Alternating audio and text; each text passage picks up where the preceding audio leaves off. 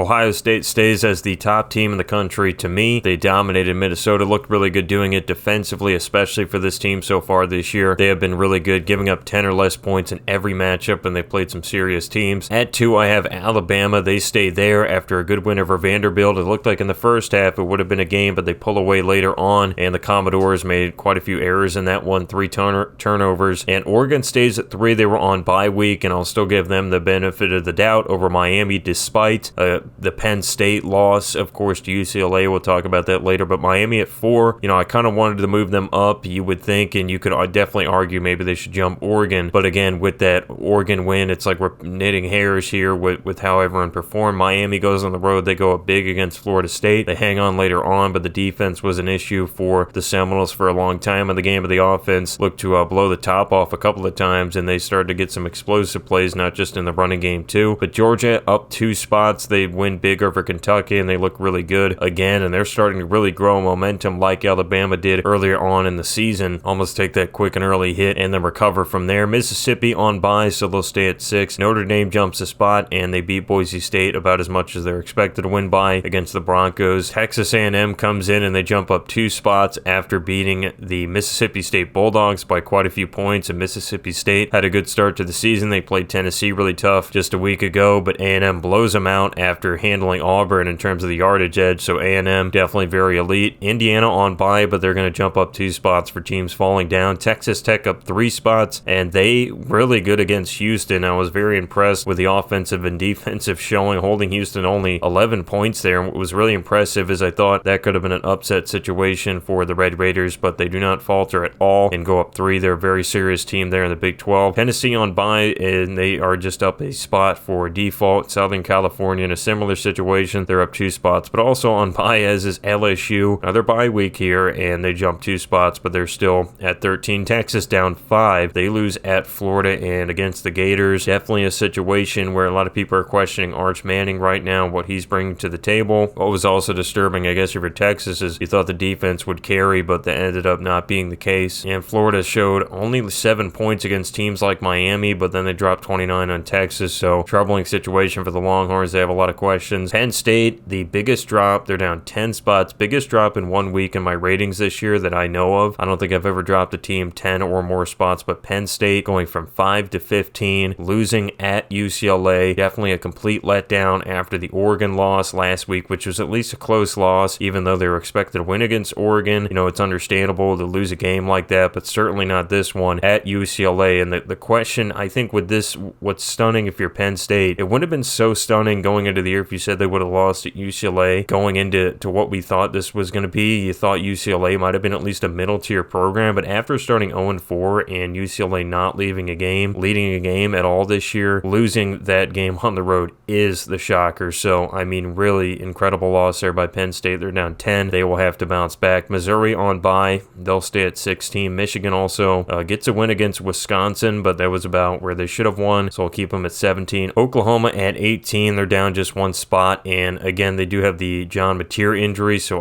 that's why I dropped them last week, actually a few spots, and they're kind of probably not where a lot of people would have them, maybe as a near top 10 team, if not a top 10 team, and so even though it's not fair, I've still had to drop them down to 18 for such a big injury. Utah was on bye, so they're staying at 19. Brigham Young moves up 1 spot, and they took care of business against West Virginia at home at a good matchup. Illinois jumps up 1 spot, another team not really playing. Georgia Tech also up 1, and speaking of, we're not reporting a lot on a lot of these results right now, a lot of bye weeks, but Arizona State up 2, they're at 23, and they jump up a couple for teams moving down. Washington jumps back into the ratings. They were not rated last week, and against one of the bubble teams, Maryland, they go down 20-0, then they storm back and win by 4, very impressive road win all the way across the country, and then Vanderbilt ends up losing 5 spots for losing at Alabama. However, they're still a pretty good team in my opinion, and that was definitely a close one for the most part. In our drop teams, Iowa State gets smashed by Cincinnati for much of the game, so they drop back from 24. Washington is your new team in there, who was in earlier on in the year. The bubble teams are Texas Christian, Florida State, Nebraska, Iowa, Florida, and Louisville. So these are my top 25 teams in college football after week 6. Drop some comments and a like down below if you have any thoughts. Feel free to subscribe if you like content like this. Thanks for watching. Stay tuned for the next one.